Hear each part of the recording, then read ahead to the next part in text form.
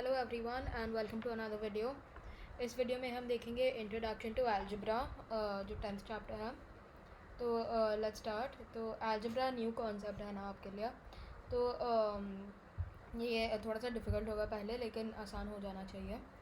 तो आपको पता है कि 4 ऑपरेशंस होते हैं, करेक्ट? एडिशन, सब्ट्रैक्शन, मल्टीप्लिकेशन और डिविज़न। और हम वर्ड प्रॉब्लम्स के समय हम ये सारे ऑपरेशंस को सिंबल्स में कन्वर्ट करते हैं, राइट? क्योंकि वर्ड प्रॉब्लम्स में हमें ऐसे वर्ड्स में दिए हैं और हम सिंबल्स में कन्वर्ट करते हैं। तो इस हिसाब से आप ये वापस लिख लो। So 4 times the sum of 5 and 6, यानी कि सम ऑफ 5 एंड 6 पहले और उसको 4 टाइम्स करना है। तो 5 एंड 6 को ऐड किया और फिर उसको 4 टाइम्स, फिर वापस the difference between 10 and 2 times 11। तो 11 को 2 बार लिया और फिर उसको 10 से सब्ट्रैक्ट किया।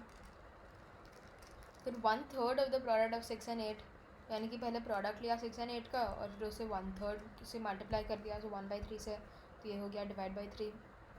फिर 2 times the difference between 17 and 22। सो पहले डिफरेंस बिटवीन 17 एंड 22 जो 22 माइनस 17, और फिर उसको 2 बार से मल्टीप्लाई कर दिया। तो इस हिसाब से ये करते हैं। ये एक प्रॉब्लम मैं कर रहा हूँ, दूसरे सब आप अपने आप कर लीजिए।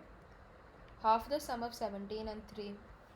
पहले सम ऑफ 17 एंड 3, तो 17 प्लस 3, और फिर इसे ब्रैकेट में लिख देते हैं, और फिर उसका हाफ करते समय हम 2 से डिवाइड करते हैं। इस हिसाब से मैंने 2 से डिवाइड कर दिया।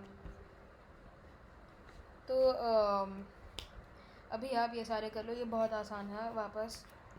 तो अभी मैथमेटिकल एक्सप्रेशंस में हम लेटर्स यूज़ करते हैं अलजेब्रा में।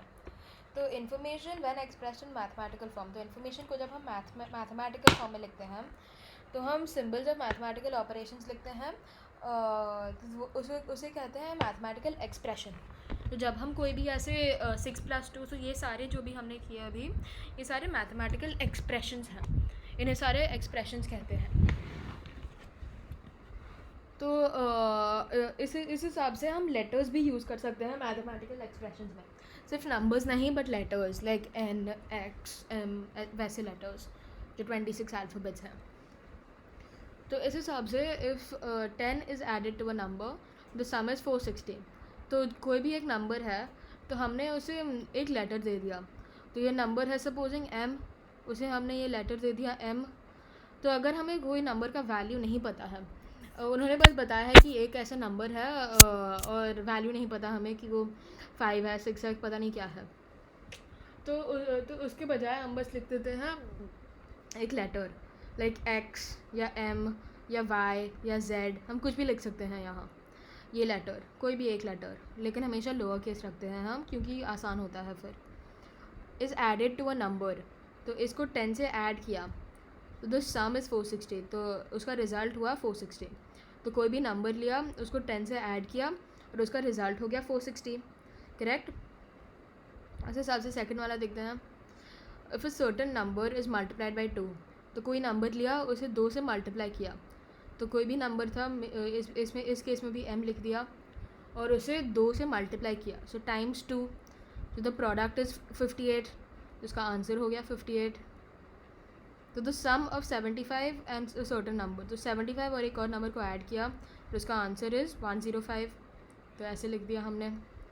Half of a number is 2 times 35, यानी कि एक नंबर है उसको हाफ कर दिया, और जहाँ भी इज़ होता है ना, ये टिपिकली इक्वल साइन होता है, तो इसके बजाय इक्वल्स, इसके बजाय इक्वल्स, इसके बजाय इक्वल्स। तो half a number, so M को हाफ से मल्टीप्लाई किया तो हो गया divide by 2 is equal to 2 times 35, so is equal to 35 times 2। तो इस हिसाब से हमें लिखना है find the value of the unknown number. तो इन्होंने ऐसे कई सारे क्वेश्चंस दिए हैं। सो 5 + 3 = M, तो आंसर क्या हुआ 8, तो इसलिए हमारा M हो गया 8। सो 12 divide by 4 = Q, so 12 divide by 4 = Q, तो Q हो गया 12 divide by 4 which is 3। 11 - 6 = Z, so Z हो गया 5।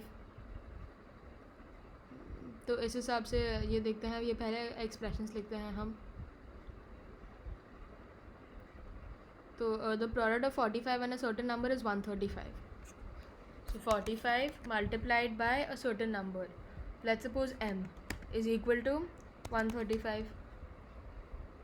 1/4 ऑफ अ नंबर इज़ 21. तो वापस इसके बजाय इक्वल्स और 1/4 of a number, so m/4 is equal to 21. Correct.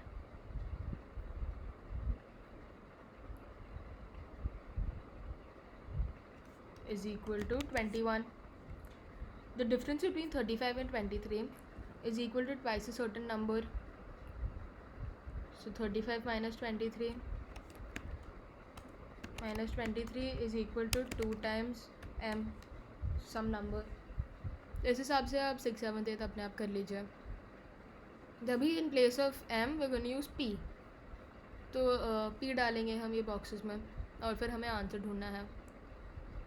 तो p डिवाइड बाई 5 इक्वल्स 20. तो पहले p यहाँ, सो p divide by 5 equals 20. So what is p? तो अगर कोई भी नंबर लिया हमने और उसे 5 से डिवाइड कर दिया और हमारा आंसर हुआ 20, तो हम p तब ढूंढेंगे जब हम दोनों नंबर्स को मल्टीप्लाई करेंगे. Correct. So 20 multiplied by 5 which is equal to 100. And so we can say p equals 100. ये तो हमने अरिथमेटिक में किया है. नॉर्मल ये मल्टीप्लिकेशन है. तो ये एडिशन सब्ट्रैक्शन में भी ऐसे ही होता है. करेक्ट. कि अगर दो नंबर को सब्ट्रैक्ट किया तो आंसर हुआ 5 और दो नंबर से डिवाइड कर दिया तो टिपिकली से सपोज़ 8 है और 4 है, तो 8 को 4 से डिवाइड किया तो हमारा आंसर आया 2, और लेकर नीचे तो 4 था और 2 यहाँ है, तो दोनों को मल्टीप्लाई किया तो भी हमें 8 मिला. जिस हिसाब से आप 4th से 12th कर लीजिए. एग्जैक्ट सेम प्रॉब्लम्स है. कभी कभी तीन नंबर्स हैं बट स्टिल एग्जैक्टली सेम है.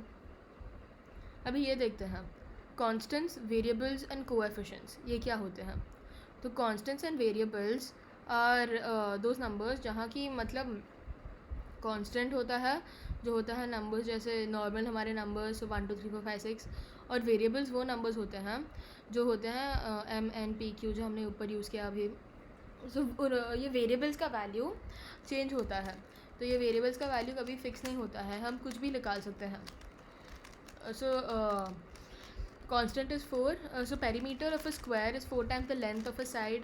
So perimeter is p ले लिया और length of a side ले लिया l, तो फिर 4 times the length of a side हो गया और 4 times l. So p equals 4l. तो ये देखेंगे तो length of the side of the square changes. तो अगर हम लेंथ चेंज करेंगे तो पेरीमीटर भी चेंज होने वाला है. तो इसलिए p and l are variables and 4 is a constant, क्योंकि 4 कभी चेंज नहीं होने वाला है, लेकिन p और l अगर हम चाहते हैं तो हम चेंज कर सकते हैं, तो उनके वैल्यूज़ भी बदल जाएंगे. यहाँ देखते हैं y is a variable and 3 is a constant, और y मल्टीप्लाइड बाई 3. हम ऐसे हमेशा मल्टीप्लिकेशन साइन नहीं लिखते हैं. टिपिकली मल्टीप्लिकेशन साइन के बजाय हम सीधा नंबर्स लिख देते हैं. सो 3y, so x multiplied by 3 multiplied by y, हम सीधा 3xy लिख देते हैं. और टिपिकली हम कैसे लिखते हैं? ये पहले नंबर होता है, फिर लेटर्स होते हैं, और लेटर्स को भी अल्फ़ाबेटिकल ऑर्डर में लिखते हैं. तो A to Z का जो ऑर्डर है ना, उसमें कौन सा पहले आता है कौन सा बाद में आता है, उस हिसाब से लिखते हैं, ताकि फिर हमारे लंबे लंबे जब एक्सप्रेशन हो जाते हैं तो आसान हो जाता है. तो इन प्रोडक्ट्स को करेक्टली लिखो. सो n मल्टीप्लाइड बाई 8 हुआ. क्या करते हैं? मल्टीप्लिकेशन साइन हटाकर सिर्फ नंबर्स लिखते हैं, और पहले नंबर और फिर लेटर. इस हिसाब से L 11 और P, तो पहले नंबर 11, फिर P और L में से कौन सा पहले आता है? L. तो 11 L P. तो इस हिसाब से आप आगे के कर लीजिए. अभी कोएफिशिएंट क्या होते हैं? सो ये समझ लो 20x. तो यहाँ 20 को हम कोएफिशिएंट कहते हैं x का. तो ये कोएफिशिएंट नया सा टर्म है आपके लिए. सो कोई भी जब वेरिएबल के बाजू में एक नंबर है तो उसे कोएफिशिएंट कहते हैं. सो 5mn में 5mn का कोएफिशिएंट हो गया. 60c में 60 कोएफिशिएंट हो गया c का.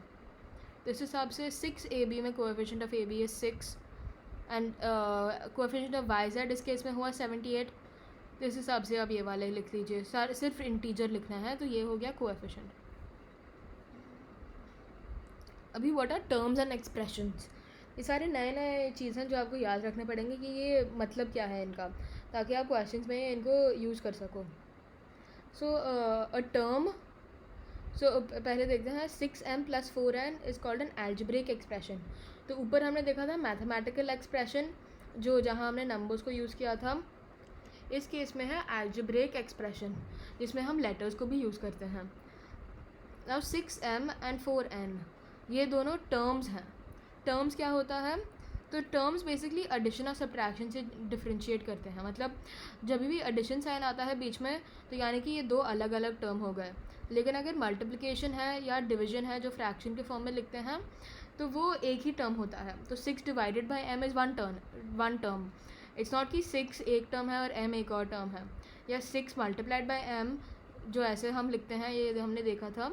This is also one term. This is not different term. 6 एक टर्म नहीं है और m एक टर्म नहीं है. तो मल्टीप्लिकेशन और डिवीजन के समय में हम दोनों को एक टर्म लेते हैं, और एडिशन और सब्ट्रैक्शन जब आता है तब हम टर्म्स को अलग अलग करते हैं. तो 7p - 9q and 2 ये एल्जेब्रिक एक्सप्रेशन है और उसके टर्म्स हुए 7p - 9q and 2. तो हमेशा हम साइन एक साथ लेते हैं. तो अगर कोई भी साइन नहीं होता है तो प्लस होता है, और अगर माइनस साइन होता है तो माइनस होता है. इसमें टर्म्स हुए 6m और +6m और +4n. लेकिन हम चाहते हैं तो प्लस नहीं लिखते हैं कभी कभी, इसलिए ये हुआ +7p - 9q and +2. तो हमेशा ये साइन लेना इम्पॉर्टेंट होता है. और ये कभी भी मल्टीप्लिकेशन और डिवीजन नहीं होता है, क्योंकि अलजेब्रा में तो हम मल्टीप्लिकेशन और डिवीजन के साइन लिखते ही नहीं हैं, क्योंकि वो फ्रैक्शन के फॉर्म में हो जाता है, या फिर ऐसे निकाल ही देते हैं और एक साथ लिख देते हैं. तो ऐसे ग्रुप ऑफ टर्म्स को एक साथ लेते हैं और प्लस और माइनस बीच में डालते हैं, तो बन गया हमारा एल्जेब्रिक एक्सप्रेशन. इस हिसाब से ये 3rd 4th 5th के टर्म्स मैं एक का एल्जेब्रिक एक्सप्रेशन का टर्म्स लिखता हूँ. सो ये है a - b और c. क्योंकि प्लस a है, कोई साइन नहीं है तो प्लस लिखते हैं. ये +c है और ये b के बाजू में माइनस है, तो ये हो गया -b. इस हिसाब से आप 4 से लेकर 10 कर लीजिए. अगले वीडियो में हम देखेंगे एल्जेब्रिक एक्सप्रेशंस इन वर्ड्स वाले से लिखने के लिए. और हाँ, तो see you in the next video. Bye bye. Thank you for watching.